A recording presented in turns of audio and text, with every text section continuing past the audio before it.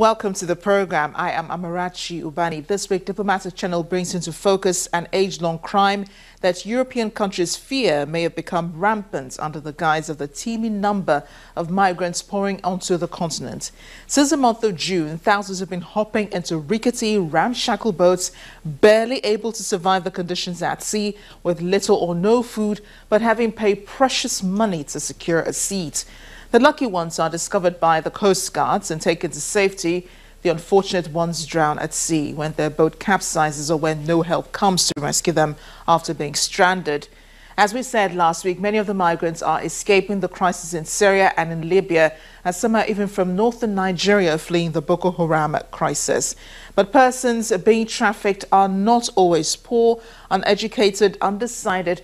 There are also sometimes people who similarly have everything but feel that there is a better life to be had out there. We'll bring you the story of Bukola Oriola, a young woman who has turned her story into a lesson, especially for younger ladies. Stay with us. We'll be right back.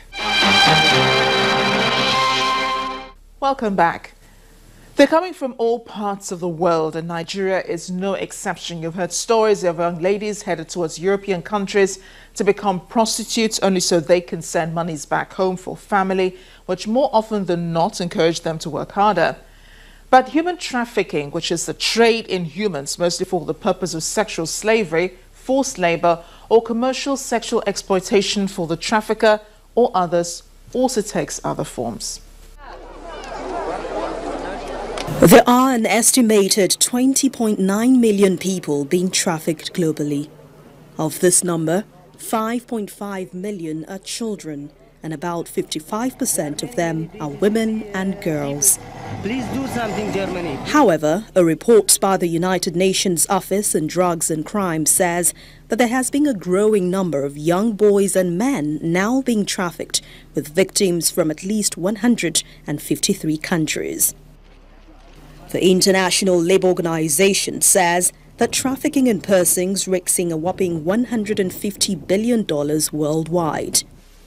The United Nations says that human trafficking is a crime that exploits women, children and men for numerous purposes, including forced labor and sex. Sadly, every country in the world is affected by human trafficking, either as a country of origin, transit, or destination for victims.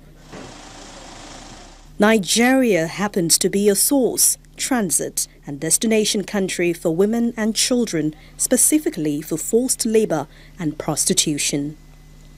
Women and children are picked up from rural and sometimes urban areas and forced into commercial sex exploitation and involuntary domestic servitude, while the boys are forced into street vending, domestic servitude, mining and begging.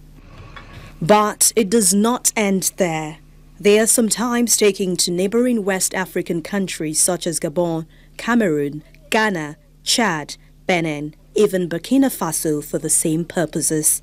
The government is fully aware of the problem and has already taken measures in compliance with the minimum standards for the elimination of trafficking. It is a modern-day slavery that the United Nations has begun raising awareness to its destructiveness of lives and destinies. As at 2013, the United Nations General Assembly held a high-level meeting to appraise a global plan of action. In the course of the meeting, they designated July 30 as the World Day Against Trafficking in Persons. They said the resolution was necessary to raise awareness of the solution of victims of human trafficking and for the promotion and protection of their rights. NAPTIP has recorded some successes with 258 convictions between 2004 and 2014. But even this is not enough to curb such a slippery and deceitful crime.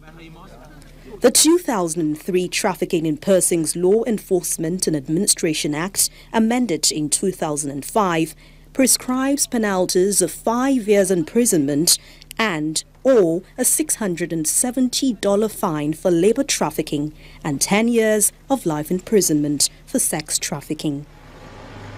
But when people are rescued, one major problem is to protect them from the stigma. However, The perpetrators roam free because most of the time no one presses charges, and victims are more focused on rehabilitation.